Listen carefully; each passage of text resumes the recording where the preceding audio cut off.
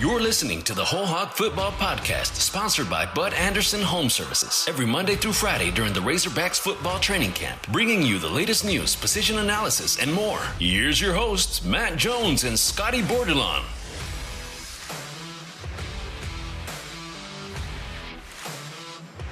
The Razorbacks went through their second preseason scrimmage on Saturday. Sam Pittman said it was a more balanced scrimmage than the team had a week earlier, in that the offense played better in the second half as to where the offense struggled in the second half of their first scrimmage. Today we're going to break down the scrimmage.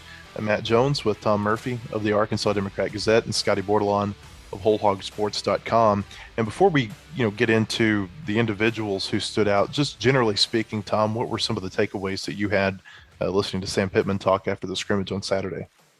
Well, I think it probably equated to that there was better pass protection, that the offensive line probably performed better. If there were some running touchdowns, the question you always have is who did Rocket Sanders score his TDs against? Who did Malik Hornsby rack up his touchdowns against? Because apparently they went ones versus twos on the first couple of racks, and then ones versus ones and twos versus twos. So Hornsby's touchdowns probably came against the second defense more.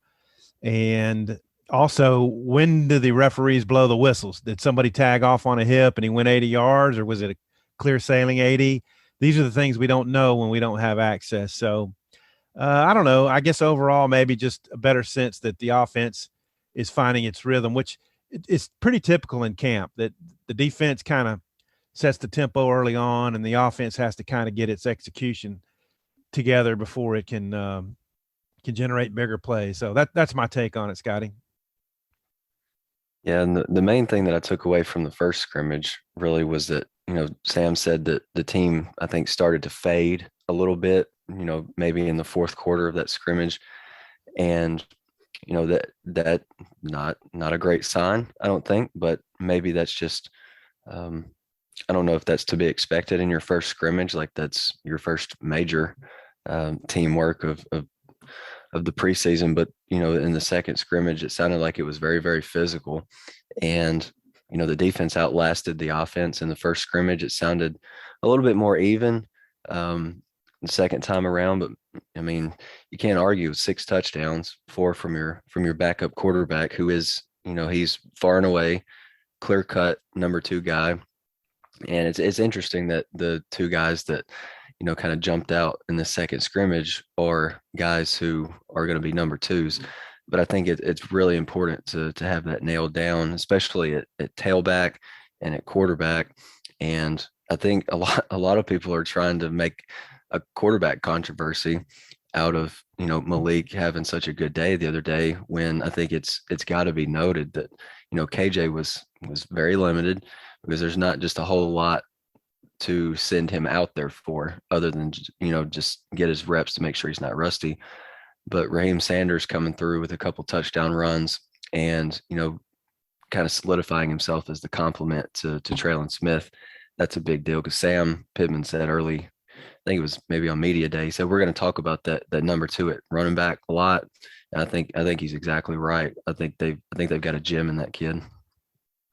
One of the notable things from Saturday were the players who weren't playing in the scrimmage. 8 players, Sam Pittman said, sat out the scrimmage. Those were Davion Warren, Ricky Stromberg, Traylon Smith, Jalen Catalon, A.J. Green, T.J. Hammond, Sam Loy, and the big one, Traylon Burks. Pittman said that if the scrimmage were to have been a game Saturday, that Warren, Stromberg, Smith, and Catalon would have played, that they were held out, basically for precautionary reasons. Sounds a little bit more serious, I guess, for the other ones, Greens, Hammond, Loy, and Burks. Pittman said that if Saturday had been the game against Rice, they would not have played, but he expects all 4 of those to be back for the Rice game. Tom, what's your take right now on the injuries that they're facing? Early in camp, we saw Traylon, like, he'd come back from a rep and have a little gimp in that knee that he had surgery on a few years ago. And I don't know if that's something that they want to rest and make sure they have right. I'm not sure the details. And it could be something different, but that's the one you got to worry about, because he's your difference maker. I mean, he is your your true offensive star. And if you go into the season with, Traylon Smith and then some receivers who are still trying to prove themselves, it's a little worrisome, particularly when you add in the De'Vion Warren injury coming back from a knee. How many reps will he be able to give you in a game, and what's the status of his hamstring? So there are, I would call them just niggling concerns about your skill talent on offense. And you want to go into the season healthy and not having guys already banged up. And so I think resting Treylon Burks until he's ready to go will be very important.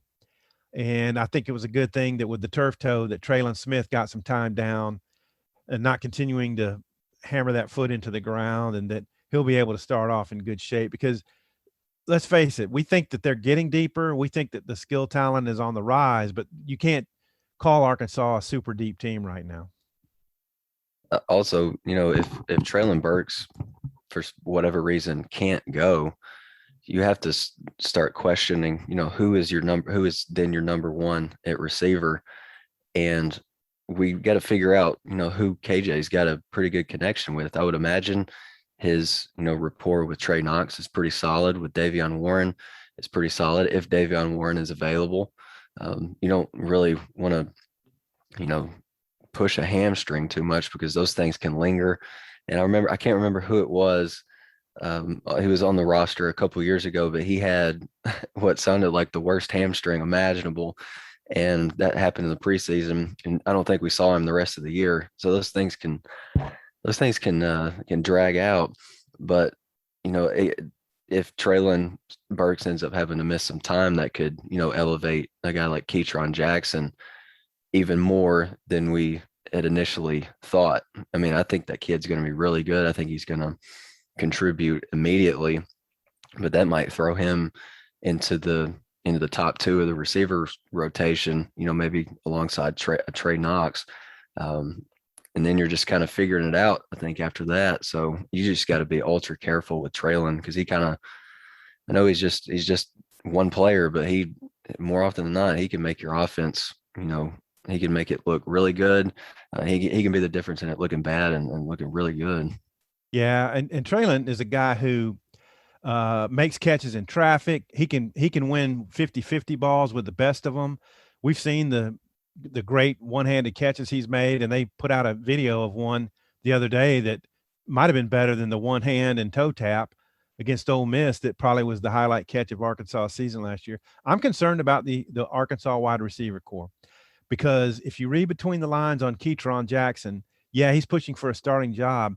But what we've seen in one-on-one, he's had a couple of big catches, but we've seen a lot of them that were 50-50 balls that got knocked away. And I think there's more promise right now than production for him. And what Sam Pittman says is we've got to continue giving him confidence, meaning I'm not sure how often, how regular it is on making catches downfield. So if you got Burks as a question mark, you've got Warren as a question mark, Knox has had the issues getting open, and Keytron hasn't been just a fluid catch, automatic catch, then you're getting into your fifth guy on your receiving core. So to me, mild concern.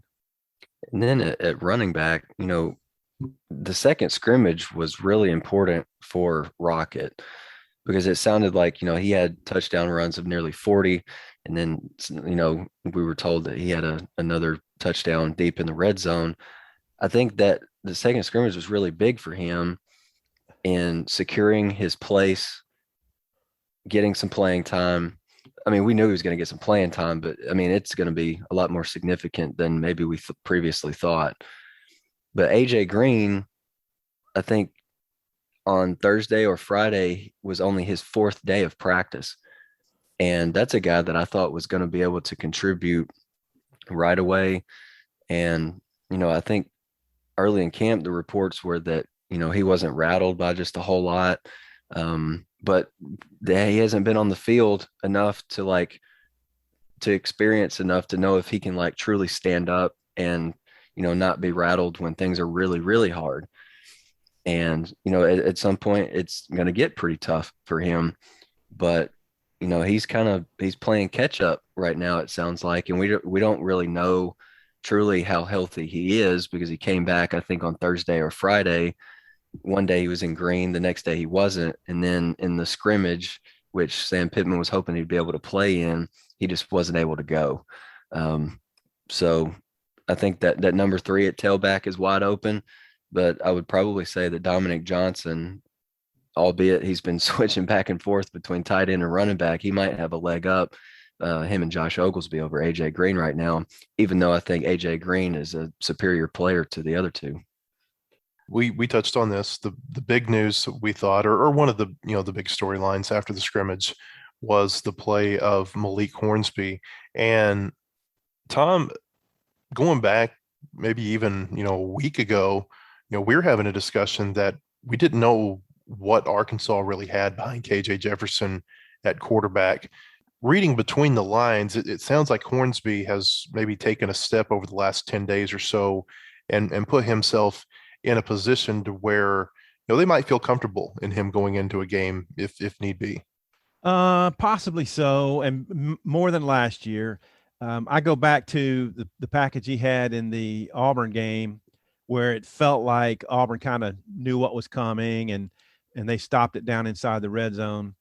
And I do believe from the sound of things, if he's in the game, and Pittman said this, if he's in the game, it's probably a different package. So that means more called quarterback runs and the RPOs that maybe lend more to a run than maybe a pass. And I think with KJ, the thing with Hornsby that we've seen in camp is his passing has got to get more on target. It's just a little erratic. He throws low, he throws high. Sometimes he hits the guy. He threw a beautiful downfield pass on a bootleg across his body the other day. So young quarterback, still developing the arm talent and all that. And it's a trade-off between to me, I don't think there's a battle for the number 1. I think KJ's clearly separated himself. They wanted to have faster reads in the RPOs the other day, and Sam Pittman felt like they got that. And I think KJ is going to be a runner when he needs to be a runner, and maybe not have to take unnecessary hits to the hips and knee and all that. But if Hornsby's in the game, I think more of an inclination to run the ball. And I worry about their completion percentage overall, guys. Felipe had a 68.5 last year, which was a single season record. Kendall Briles set forth a 65% kind of goal. And to me, that's going to be hard to attain. I think if they can get to 60, they'll be doing okay. I'll 100% agree with that. When I heard 65%, I thought that was pretty ambitious because, I know that the fastball starts that we see are not indicative of the entire practice. Like me and Clay and Matt talked about this last week. It's basically like before you go play a round of golf, you get on the driving range, and that's kind of where you get the kinks out. And so you can kind of ease into the rest of your day, into the rest of your throws. But I think 65% is ambitious. I think if they get, if KJ can be between 55 and 60%, in addition to the yards that he can pick up with his feet, that's going to be, I think that'll be a positive. I'm with Tom. I don't think there's a quarterback controversy at all. I remember when, we were tweeting out and posting on our message boards that, Malik Hornsby had a pretty good day and then KJ was pretty limited. I was getting some tweets in my mentions that Malik Hornsby should be QB1. Well, my eyes are telling me that, we've seen KJ do this before. We've seen KJ perform in an SEC game on the road twice, actually, once against, the number 1 team in the country, when, he didn't really have just a whole lot going for him. He's kind of thrown into the fire there. And then at Missouri, kind of the same deal. But we've seen him do it before. And I'm not going to anoint, that we've got a quarterback controversy and Malik should possibly be number 1 based on a scrimmage we didn't see ourselves. So to me, KJ is still clear-cut number 1, but I think you feel maybe a little bit more confident in what Malik can do. Scotty, you touched earlier, and I want to dig into this just a little bit more. Rocket Sanders taking hold of that number 2 tailback tailback position. Obviously, that's a different scenario than quarterback because, your number 2 quarterback may not play. Your number 2 tailback's going to get some carries in this league. It seems like they're comfortable, putting him out there. You don't always see that with a freshman running back. No, I feel like I feel like this has been the case for a little bit now, but I think Rocket's performance Saturday against whichever defense he was running against gave Sam, kind of the ultimate confidence in him to this point.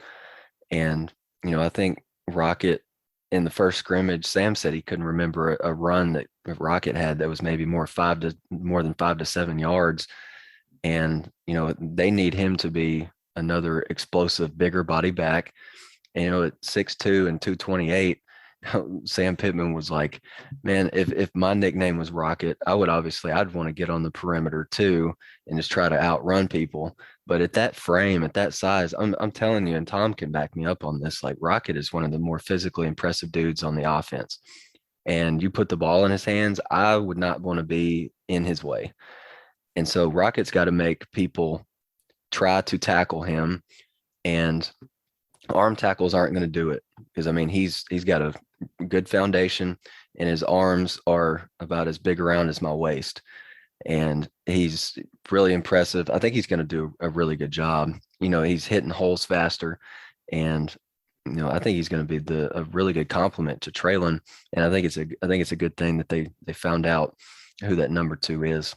Yeah, and I think this last week and a half with Traylon Smith being limited, or actually not even being in the practices because of the turf toe, I think is going to be a blessing in disguise because it gave Rocket more meaningful snaps with the first group and just the cadences, the rhythm with KJ. And then also having to do it in a higher elevated setting, basically. I think he's got to run a little bit lower. I think that's one of the things when he's transitioned from receiver to back that he's had to work on is keeping the pad level lower, taking on safeties lower instead of higher. But as far as the studying he's done, it means a lot to him to be a good football player. It means a lot to him to be a good student, according to Sam Pittman. So, he could wind up, he and Keytron Jackson, kind of the 2 skill position gems of this recruiting class, could wind up having to contribute a lot faster than maybe people anticipated. And he could wind up getting, a quarter of the carries or a third of the carries this season if Traylon Smith is healthy. Yeah, Rocket's going to be a good one. And, I asked Sam Pittman, I kind of wanted to get more on what he liked about Rocket other than he runs the ball well. And, as Tom said, Sam gave Rocket credit for, whenever Sam goes over to the academic center, he's, the freshman tailback's one of the first guys to talk about. And then he talked about how accountable he was. Those are good signs as a freshman. He's taking care of business, so he can take care of business on the field too. I think the chief thing that Sam Pittman was maybe a little bit concerned about in the spring with Rocket was his pass protection, but it wasn't the physicality part of it. And if you look, I know I keep going on and on about how physically impressive this kid is, but it is not surprising that he doesn't have a problem with the physical side of pass protection. It's just, concepts and the little details, figuring out where the bullets are coming from. But if they've picked him as their number 2 based on what they've seen, I would say that his pass protection is probably gotten a lot better than it has when we saw him earlier in the year. Let's get out of here on this. On Wednesday night, Sam Pittman's weekly radio show begins out at the Catfish Hole. Tom, I remember at his first show last season, he declared training camp is over. Got 3 more practices before that radio show. What do you expect this week as they transition from camp toward the end of the week, starting with their rice preparations? Right, just nailing down the depth chart. And I believe, let's just say left guard. It looks like Brady Latham right now over Luke Jones. Is Tykeus Crawford your second right tackle? Is he going to get some action early on? Because with Dalton Wagner's back, you've got to have somebody ready at right tackle. What's the safety situation like? If Jalen Catalon's shoulder lingers you've got to have an ace back there. I mean, he is such a commander on the back end, and the way he diagnoses plays is unlike anybody Arkansas has had many, many years. So he's critical, and he can't slow himself down.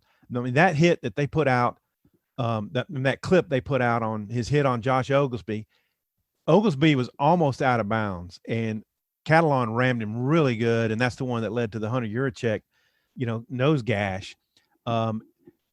You want him to slow down maybe against his own teammates, because the shoulder thing happened in this camp.